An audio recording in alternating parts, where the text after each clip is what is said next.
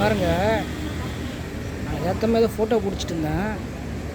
டக்குன்னு ஒன்று வந்துட்டு போகுதுங்க. அது என்னன்னு நீங்களே பாருங்க. நான் ஏதோ வீடியோ ஒன்று பிடிச்சிட்டு இருந்தேன். இந்த பக்கம் ஒரு வீடியோ பார்த்துட்டு இருந்தேன். திடீர்னு பார்த்தா முக்கியமானது என்னன்னு தெரியல. பாருங்கள்,